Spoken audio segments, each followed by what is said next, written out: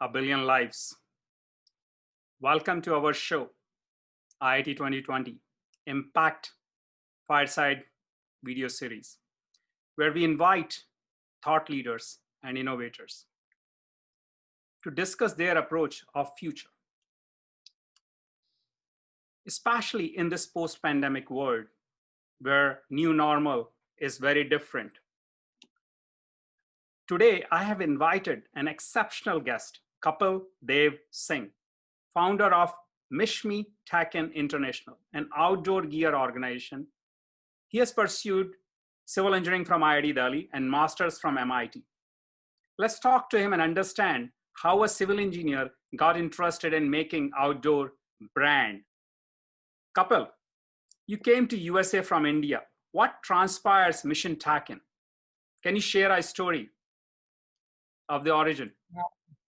So yes, thanks Sanjiv for hosting me, and welcome everyone. And I'm not used to doing these kind of interviews, so I don't know how it will go, but we will definitely try.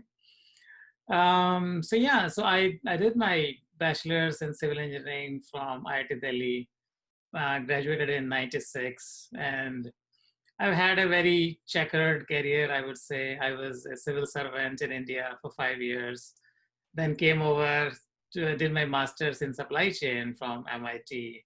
And then I was actually working in the pharmaceutical industry and pharmaceutical consulting and all that, supply chain, for 6-7 years, and then didn't quite like it a whole lot. So left it and I went off to West Africa. So I lived in West Africa for about 2 years. And in a way, actually, everybody thinks of US as the place of entrepreneurship. But in my case, I was in West Africa, and that, made me an entrepreneur because I saw a lot of opportunity there, and I ended up, getting out of that whole mindset of a job. So I came back, and at that time, my father passed away, and I was very depressed, and my daughter was born right at that time. And I was like, life is passing by. If I've been thinking about entrepreneurship for a while. And when that happened, those two events happened, I was like, if I want to do something, I better do it. Otherwise, the time will pass by. And 1 week after my daughter was born, I resigned from my job and said, okay, I will do something. And I had no idea what I was going to do. So that's how the company is born. But you are really into outdoor for a long time. I saw you are always hiking, doing crazy things. So how you got interested in the outdoors? So that's where I was going. That so I've been interested in like running and long distance running for a long time, and then I came over to US at MIT. I got introduced to the so MIT has an outdoor club, and then I got introduced to them, and then they do a winter school, what they call a winter school in January, where they take you into the mountains and basically teach you how to be safe in winter. So like how to be okay when it is minus like less than 0 Fahrenheit on top of Mount Washington, how not to die.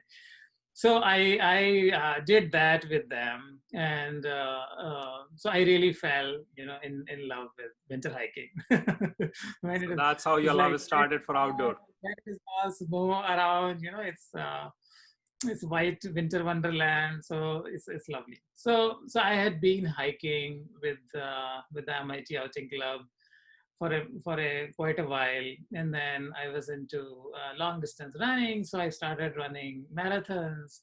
So how many marathons you have run so far? I've done eight official marathons. Yeah. Wow. So it's pretty cool. So yeah, I started in 2007, and my goal was to run a marathon every year, and that I did till 2012 when I got injured.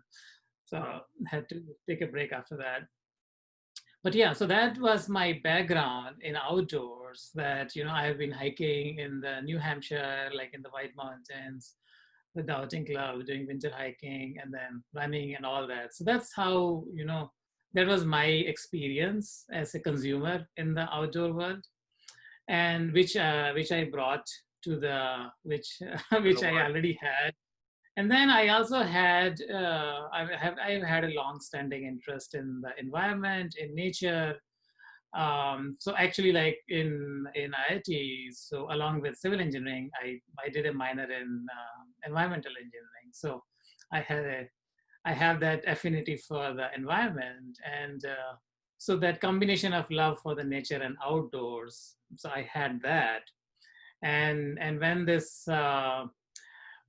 I resigned from my job, wanting to do something, I was sitting around thinking what to do, and I thought about a couple of different ideas and then gave up on them. And then I searched for a hiking boot in India for some reason. I don't know. I did a Google search, and it came up with women's heel sandals, Oh and I God. was that does not look like a hiking boot. Uh, I could not find much.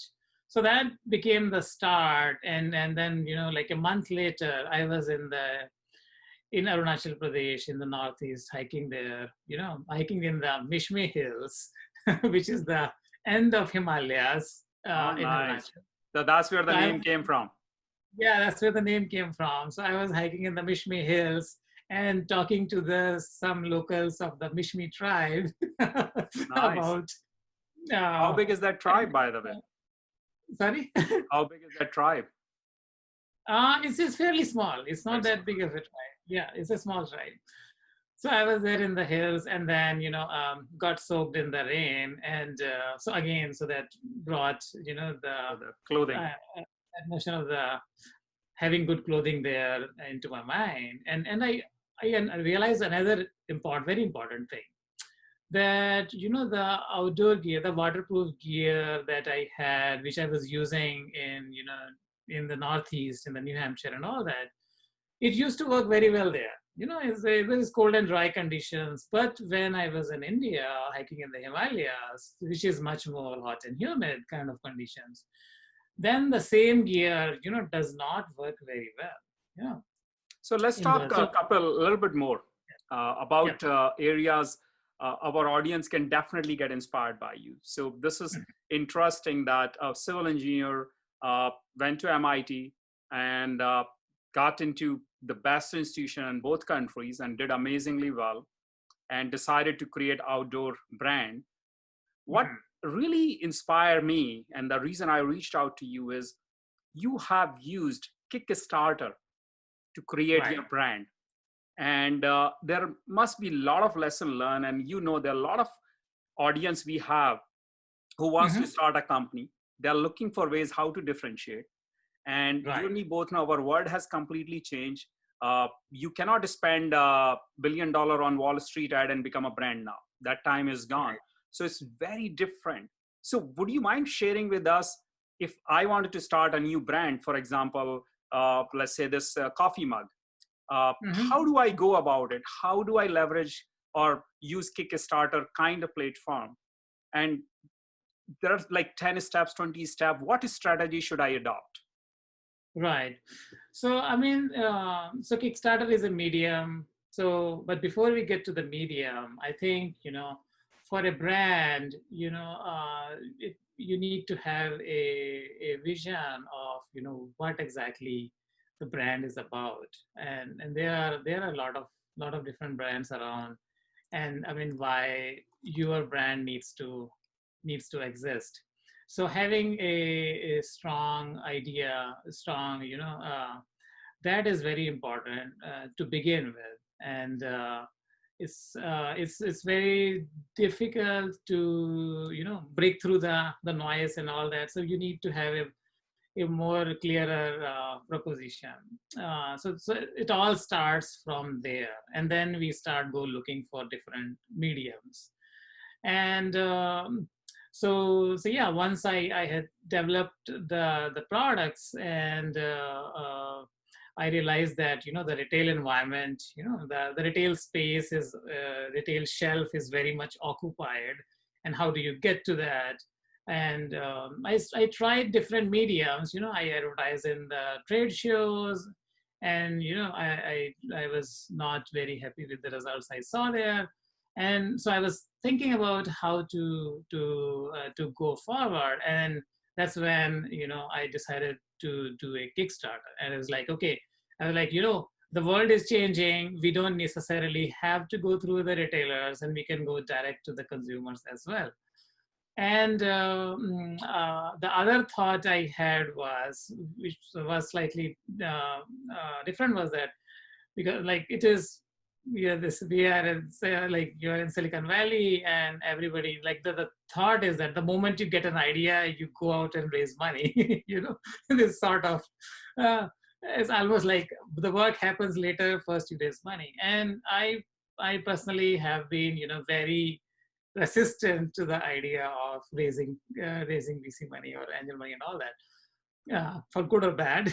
We can argue about that, but Kickstarter also gave another way of again reaching out to the consumers directly without diluting yourself so much, and all that. So you're able to raise money and able to show whether your product has legs, by going through a crowdfunding campaign. And that is why, so I, with those two ideas in mind, looking at the retail environment and looking at the VC environment, I said, going straight to the Kickstarter and doing a crowdfunding campaign is a great idea. And that's what we did in 2016. And it was like I was completely unknown.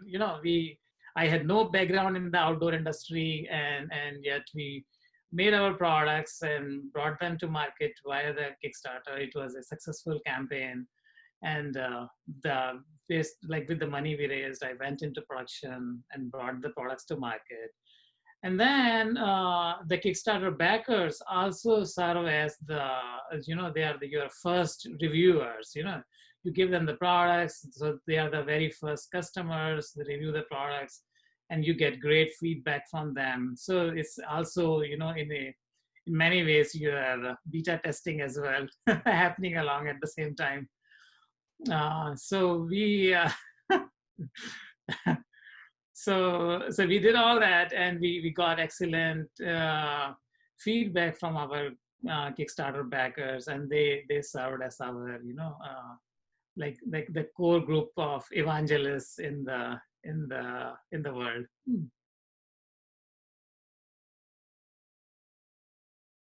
So Kapil, what I learned in the last couple of minutes of conversation, especially when we talk about Kickstarter. Mm-hmm. Before I start on Kickstarter, I have to have a strong brand vision.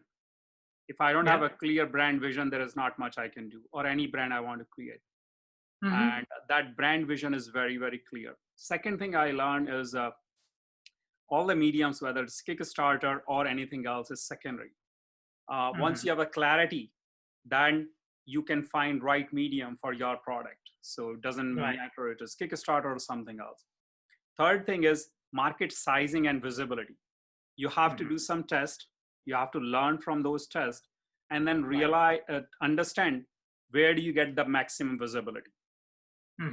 Where you have even leveraged trade shows, retail, and all of that. And the next thing I learned from this conversation is D2C model, direct to consumer model. That how do you leverage that and create direct association with the consumer? So now you are directly connected, so you understand what works, what doesn't work for your product. And the last one is raising money from VC is not the only answer. There are ways you can raise money from the market on your ideas. If you truly believe and passionate about your brand, you can make that happen. And we both know I am one of those. I still remember this jacket you got me, if you can see that. How many years old it is? 5 years, 6 years, something like that. Yeah, 5 years. 5 years. Almost. And I have traveled with this jacket to almost, I will say, 18 countries. And I have taken it everywhere. This is always part of my travel kit.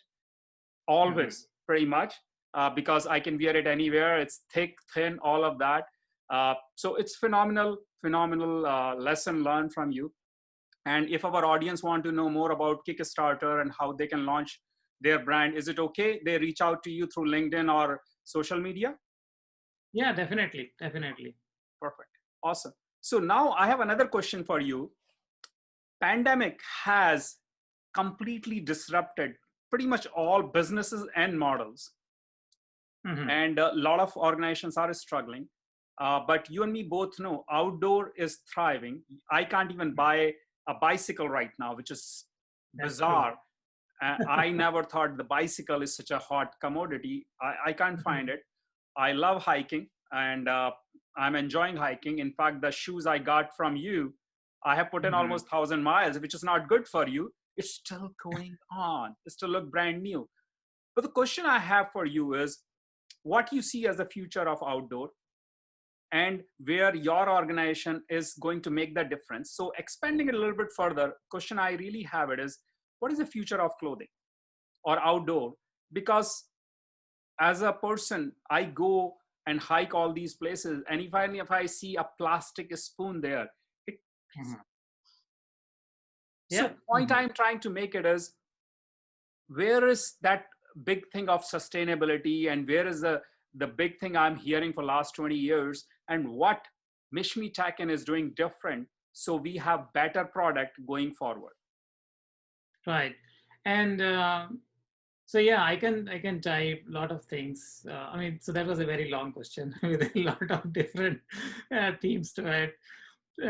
So I can tie it with multiple things. We talked about the brand vision, like what the brand vision needs to be, and with sustainability, and also going through the disruption of the pandemic.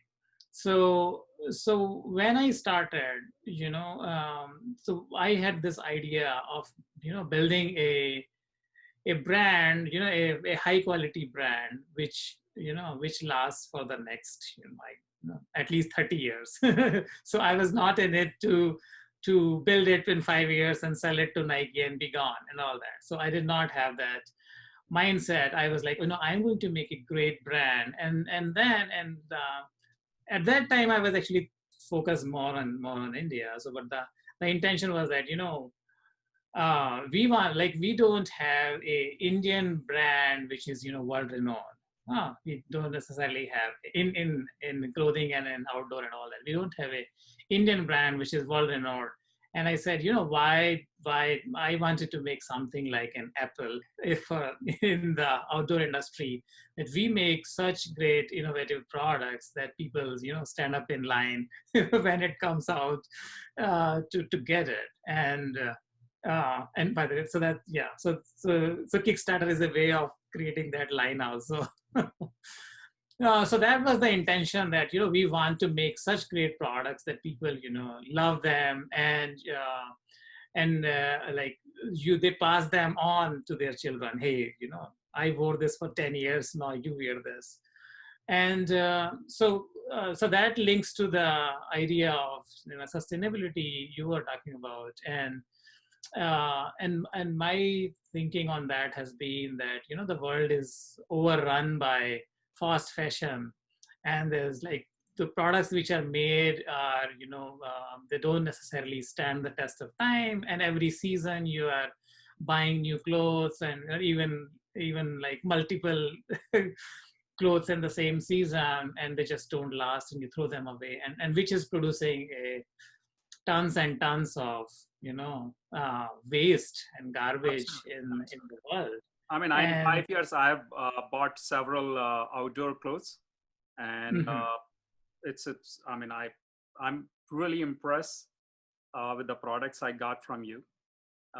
But the big thing is still the question, Kapil, I really would request you to address is what your brand is doing today, knowing what you know today, to change the world.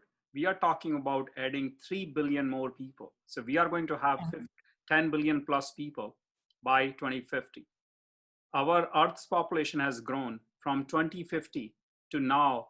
It was 2.5 billion. Today we are 7.5 billion. So 5 billion more people in last 70 years Right. came to this earth. We are producing more and more plastic. We are Yes. consuming more and more water. And every area, if we don't take some major actions, you and me both know our future or the humanity future is doomed. And Right. that's the big reason I believe brand like yours can take a leap, because of course you want to generate profit, but you are more conscious. So I'm calling it conscious entrepreneurship. Mm-hmm. And how do we promote that among our audience as well as outside, so we become the champion of this conscious entrepreneurship, where we are not only supporting these brand, we are creating these brand, we are creating a healthy competition, we are going out and figuring it out what are the areas. Like your jacket is one example. Let's talk about the phones, let's talk about the phone covers. There's so much plastic. And True. I'm really personally, I'm a very passionate guy, you know that. But we have to change, we have to take action. So my request from you is, please share with us, are you that brand? Can I trust you that tomorrow the product I'm going to buy from you will be sustainable? You are doing everything in your power to use recycled product. You are doing everything required to make it long lasting, so I don't have to throw it and change it again and again. Yep. So please tell us about sustainability vision of your organization. Right. So we are very much aligned on the three R's, which is that first is reduce, and then reuse, and then recycle. So that's what we want to work on, and the very first element of that was that, okay, so whatever we are making, it has to last a very long time, so that you are not constantly generating more and more products. So yeah, it doesn't work very well for us. You won't be buying from us for another, I don't know, 10 years 5 years, 10 years. But that's where we start from. We think that I don't need to sell you 10 times, and we rather have you get one product which you can use for a very long period of time. So it starts from there, and then we are looking at all the elements of, for example, right now we are working on our packaging, and so yes, we had plastic packaging in the past, and that's what we are working on right now to remove that, so that we generate less and less plastic and all that. And the different ingredients that are going in there, so they are all, so the chemical treatments that they are being done on them, they are all environmentally sustainable. So the waterproof coating, the waterproof coating on the fabric is environmentally sustainable. The treatments, for example, which are done on the leather, they are all environmentally sustainable, and not generating toxic chemicals, etc. So all that is in that direction towards reducing the harmful impact on the environment. And we take a approach of the entire life cycle of the product. And sometimes it is, you sometimes think that, oh, this part is is good, and you want to do that. But if you don't look at the entire life cycle, you realize that it actually maybe not that good. And so we are talking about plastic. So I now want to give you the reverse of that. And that I was watching actually a video which was produced by the son of the inventor who made the reusable plastic bags, who invented the reusable plastic bag. And he was saying his father, invented the plastic bag because he wanted to prevent the cutting of the trees, because that was the environmentally unsustainable part. And that is why he invented the reusable plastic bag. And he always carried a plastic bag with him in his pocket. It was so small and light and all that. He always carried that in his pocket, and he used it multiple times. And that's how he was being environmentally friendly. And now it has become, no, that same plastic bag has become a one-use plastic bag. And that's why we are generating so much of it. And the video and the study goes on to show that, a paper bag has to be used at least 3 times before it is the same as a plastic bag. It has to be used 3 times to have the same environmental impact as a single-use plastic bag. And if you are using a cotton bag, it is, you have to use it 30 times before it becomes the same as a single-use plastic bag. So because cotton is very resource intensive, it has to have a lot of water and things like that. So I bring up that point to emphasize that it is actually a fairly, intricate problem, and you have to look at it from the entire the holistic life perspective. Cycle. Yeah, you have to look at the entire life cycle to judge whether it is environmentally more friendly than the other option or not. So we cannot even do a knee-jerk reaction of, okay, all plastic is bad because we must ban them, and then we cut all the trees, and then so we go back. So anyhow, so we take the entire life cycle approach and try to judge the cost benefit along the entire chain to figure out whether it makes sense or not. So yeah, that's our approach. That's a brilliant, actually, that's really great. Especially that's very educational for me, that I should see the life of that product and how long I'm using it and how often I'm using it, instead of just buying things and throwing these products, whether it's a paper bag or it is a plastic bag. Right. Because if, for example, again, if we just go and say we are going to replace all packaging and just use paper, then paper is heavier. And then when you're transporting that heavier product, now you are generating more carbon emissions and all that. So there are trade-offs which we have to think about. So it's a more intricate question to address in a way, without looking at the holistic picture. And I do agree with you, Kapil, on that, is the amount of paper we are using and the amount of trees we are cutting to get the paper, and the amount of earth resources we are using just for paper is tremendous. However, computer has changed, and you are a civil servant in past lives, so you and me both know how much paper still is being used in countries like India, on Asia. In America, we have not eliminated it, but reduced it dramatically. If I look back 15 years ago, and the amount of paper I use today is pretty low, including the books are digital now. But coming back to our question, because this is a very important question. So let's talk about our future. And we are all engineers, and majority of us are listening to this. We want to solve a problem. And I agree with you, the problem is require holistic solution. You can't just look at one part of it. However, I'm pretty sure that someone like you is always thinking, how do you create this solution, almost like a supply chain solution? Because with software, we can solve tremendous things. We are doing e-waste, we are doing hundreds of things, but I personally believe there is more can be done. So when you think about that, what really comes to your mind? Or maybe to expand it further, what kind of challenges you have for our audience? Because there may be somebody who is a chemical engineer and can create a new kind of product, or maybe new material, or maybe new synthetic, or maybe new fabric.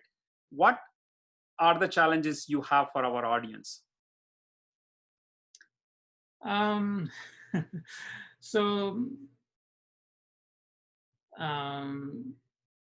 that's it. So like one challenge which I face, or I think about, and I don't have a solution for it right now, is, for example, like when we make the boots. So it is still a very traditional approach of making the boots, and we have a last, and based on that last, the dies are made. The pattern is made, the dies are made, and then the material or leather, whichever material is being used, is cut, and then you sew it up and then make the boots. But feet, as we know, can be very different. And some have, wide and narrow, and some have wide and long, and, and the anatomical make of the feet can be fairly different from one person to another. And very, very often this becomes a problem. And the number of lasts then that we can have, we cannot have an infinite number of lasts. So the number of lasts we can have by which we can do production is limited. And so that question I have on my mind of, okay, how to re-engineer this process so that we could actually move away from relying on a set number of laws, and how we can potentially use the differences between the anatomical feet, and then still create a good boot for them. And I mean, right now, one way is to actually go to a old-fashioned cobbler, and who can actually make it for you. Personalized shoe, and that is very expensive. So if you try to do that today in US, it will be like $500-$600 at the minimum.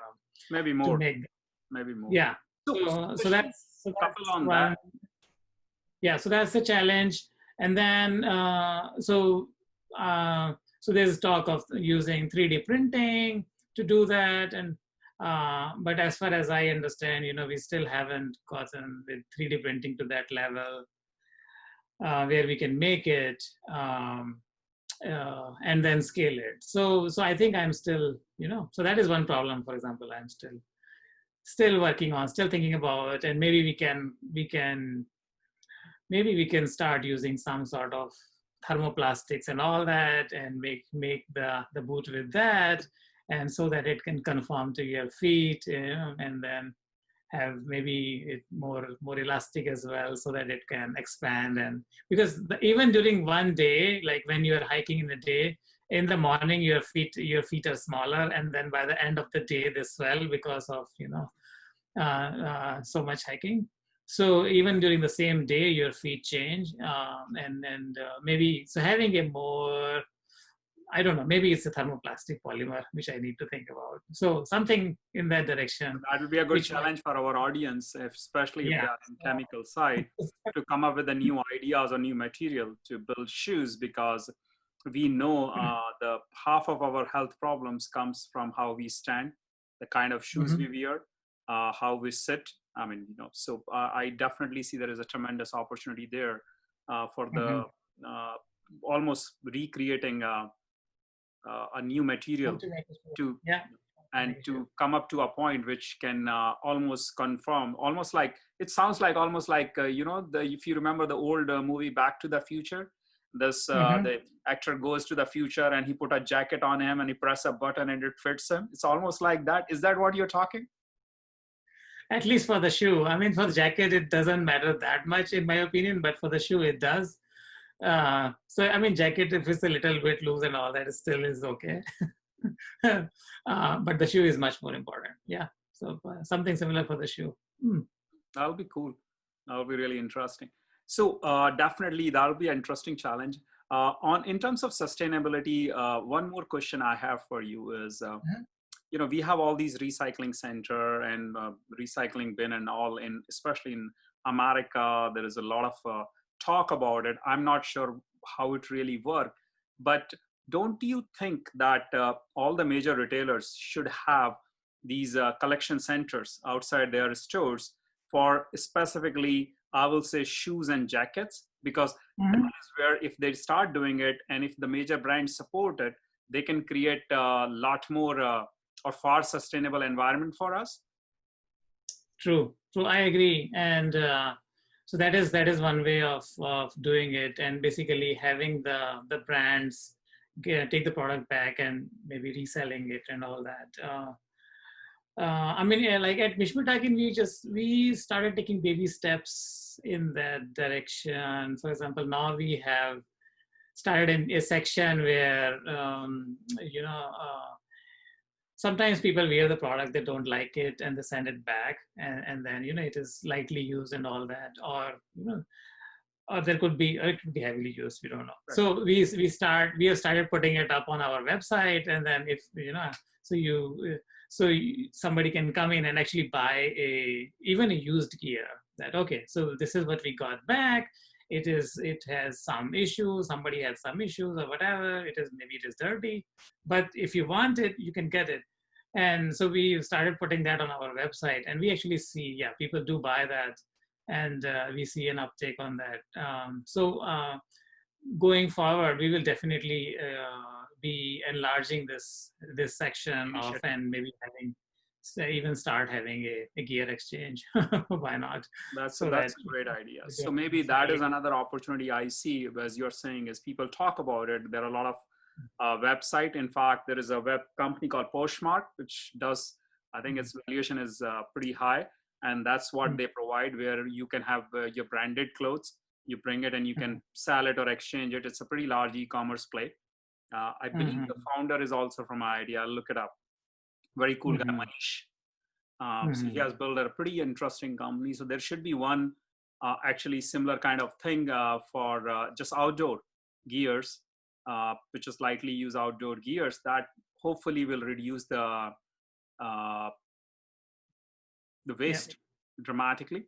That can be a good idea for our audience. Maybe if somebody is interested in e-commerce and easy way to entry, that can be a pretty good place to create a transaction model, and where you have some way of doing auditing, because the big challenge is when you are buying the used goods, you don't know what you're getting, and people show something and something else is shipped to you. That'll be pretty cool. So that's great. Now let's talk a little bit about your creative mind. When we talk about clothing, when we talk about gears, it's not a civil engineering problem. It's a very creative mind. So who does designing for you? Is it you, or or how do you do that?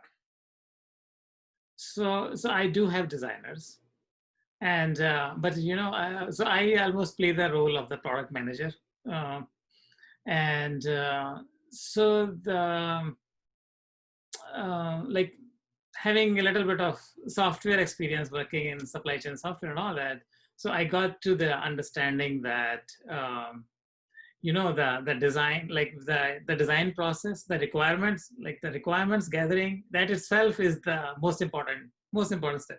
You mess up the requirements and then it's done. So like gathering the requirements is the most important part, and then the design process is probably the most value adding step. And like the further along you go into the chain, your ability to make changes goes down and down, and your ability to create value goes down and down. So I place a lot of emphasis on the very first part, which is, the requirements part is like, okay, what exactly is the problem that we are going to solve, that we are working on, and then of course the design process. So I play a significant role on this part of gathering the requirements and focusing on, okay, what problem are we on? And there, like we being engineers, very often what happens is that we start focusing on the technology and forget the problem. And so I keep trying to, okay, forget the technology. And so I have to start from a problem. So if I am not starting from a problem, I'm not doing it. So I'm not even beginning the process if I did not start from a problem. Somebody or something, the problem has to have come up, and then we start to solve it. So we need a problem first. So well-defined problem is the secret of your success. The very first step. Right. Otherwise, I don't even, like, it has happened a couple of times. I would start thinking about something, and then I will say, oh, but is that a problem? Or am I just being led by technology?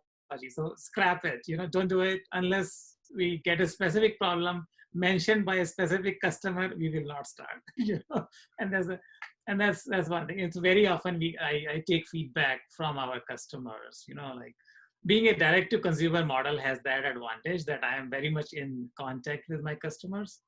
And very often the ideas, they come from them, that hey, this is what I am looking for, and why this is I'm looking for, and then we will start from that. So that's my big role. And then once we have the requirements, then I put my engineering mind to it, in the sense of, okay, now let us see which technologies might be the best fit here. And so the designers, they make the final design, they do everything, and all that. But I play a significant role in, okay, picking the technology, picking the whatever technical fabric, or whatever membrane we are going to use, and why. So that comes from me. So in that sense, I am the product manager. And then so we have our designers, we will go back and forth, and we will obviously work with the factory to see what is actually feasible, what we can do, and then come out with the product. So Very cool. That's yeah, very so my impressive. role is at the front of it. So all the things actually, Kapil, you talk about it is it doesn't apply only to the industry you are in. It applies to every single industry. And I Right. really like the way you have distilled it, especially can you define the problem first? Because once you define the problem, then let's talk about the solution. If you can't even define the problem, how do you deliver a solution or how you build a solution? So that is Right. really, really cool. Very, Right. very And interesting.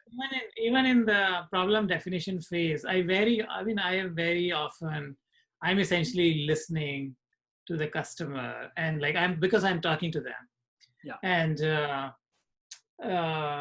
so that's one thing. I will just come back to it. So it's like at we are very small. So at Mishmir, again, I am the one who is, so a lot of places, like customer service is the thing which gets outsourced the first.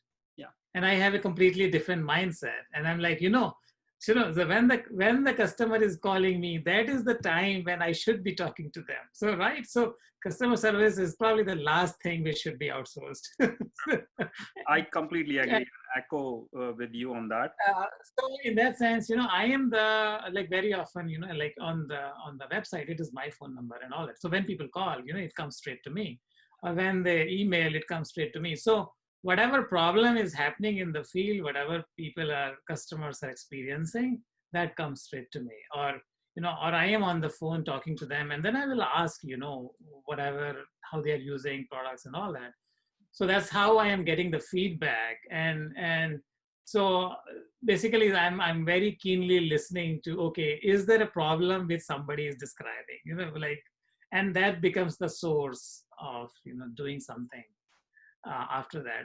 And it's almost like, to me, if a customer is not complaining, then that is not a problem worth solving.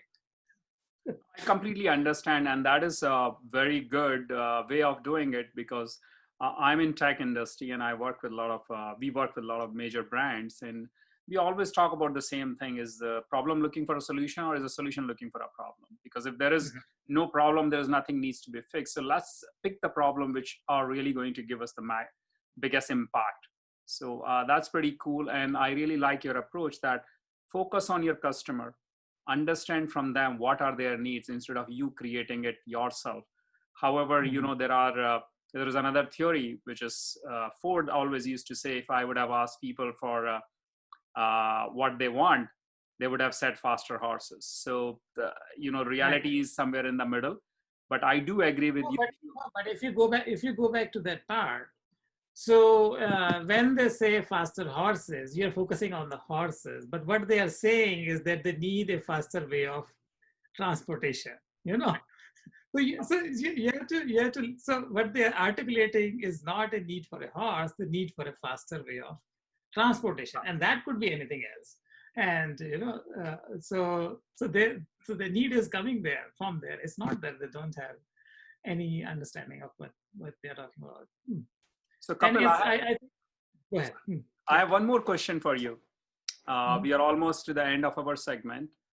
What role curiosity has played in your life? Yeah, I think I think I am interested in a lot of things, which sometimes to my detriment, and my interests are like too wide. And and as I think I mentioned in my own career as well, I have been a rolling stone. Uh, so so we're talking about, for example, we're talking about this outdoor business, and I will tell you that I actually did not have, and then I could not differentiate between polyester and nylon. So and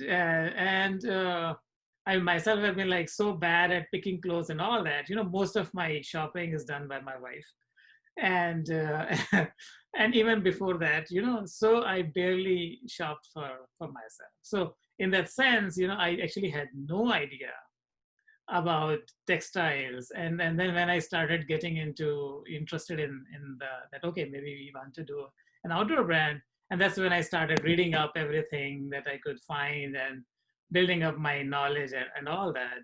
And it all basically came from, right, and so there, like a lot of people, they ask me, oh, you went to MIT, you did a master's in supply chain, and how did that degree influence you in your present career? Or how did the MIT, that influenced you in this career? And I say, when I went to MIT, I was at so they have all these, they have this period, in January, they have something called independent activities period, in which people can do anything, like, so, and they have like wine tasting to dating etiquette and, all sorts of crazy activities. And that is when they have this MIT outing club has this winter school in which they teach winter hiking. And now, obviously, winter hiking had absolutely nothing to do with my supply chain course at all. But I did that winter hiking with them, and that is what led to this outdoor venture. And having done a master's in supply chain helps that I was not afraid of going and talking to vendors and all that. But talking about putting things together, so obviously I had absolutely no inclination that going on a hiking trip might change me and might affect what career I might pursue. So and that, to me, that is the part about curiosity, that you have to pursue and look for your interests, and read up and do different activities, and you actually don't know which parts are going to come together. And I think, like Steve Jobs said in one of his famous commencement speeches, it's about you're just making the dots, and then the connecting the dots part will happen later. You don't know how the dots are going to get connected. And I think this is one example of I have, how You live they by. connect. You live by. so, The so couple. yeah, so you can't always predict, that. So so I will so I will say this, like for example, in Silicon Valley, this whole concept these days is of hacking productivity and making like most maximum use of your time and all that. And that is why I think that's a bad idea, because you're cutting out everything which could be just led by curiosity, and which may lead you to somewhere tomorrow, but you will classify that as unproductive today. So that is why we need curiosity, and we need to do things which are not necessarily productive today. No, I completely agree with you. And I'm so glad you are doing it. I'm so glad fellow IITian and a civil engineer pursuing his dream and creating a brand. I have personally worked with major brands for last 10 years, and creating a brand is like a dream always. But you and me both know the road is not easy. And when we Yeah. talk about a brand, how do you create a $1 billion brand? Because that's what everybody asks you to and aspire you to be. And with the sustainability, because the entry barriers are pretty, then complexities arises. So I really love your tenacity. I love your persistence. And it's amazing what you are doing. You are really pushing, and you stand for what every single IITian stand for. Let's make the difference, one life Right. at a time. And that's how we get to a billion lives. Right. So so you were talking about $1 billion brand, And I want to make one comment there. And, again, everyone, SASUSA seems to think in terms of $1 billion. And very often that is the starting point. Everyone thinks in terms of $1 billion. And to me, it's almost like when you are always thinking about $1 billion, and it's almost like, oh, unless I have $1 billion idea, I will not even start. So to me, it's something which holds you back. Because very often, in my opinion, you don't know which of the idea is actually $1 billion idea. And then the other part is that, even if you got $1 billion idea, most of the time you will not know what to do with it. Yeah. So I, being into hiking and mountaineering, I put it this way. So that the $1 billion idea is the top of the Mount Everest. And you're thinking of top of the Mount Everest, unless I figure the whole thing out, I will not even get out of bed. and to me, it's like, I don't worry about it. I don't worry if this is $1 billion idea or not. My goal is to get to the base of the Mount Everest first, and then to the next one, and then to the next one, until I start seeing the top. Till then, I don't worry. Get started. That is more important. That's my opinion. So the way I say it is, when you go for a hike, you focus on next step. Mm-hmm. You don't focus on the top, because if you continue to focus on top, you will never get there. First, you have to finish next step. So I completely agree with you, Kapil, and I want to thank you for joining us and supporting IIT community globally. Please do check Mishmi Tech-In products on Amazon. I am Sanjiv Goyal, conference chair of IIT2020.org, Pan IIT USA's mega virtual event. Join us and co-invent and co-define paradigms for this new world. We need you.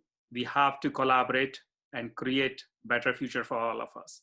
Please register at IIT2020.org. Our event is open to all. Thank you. Thank you very much.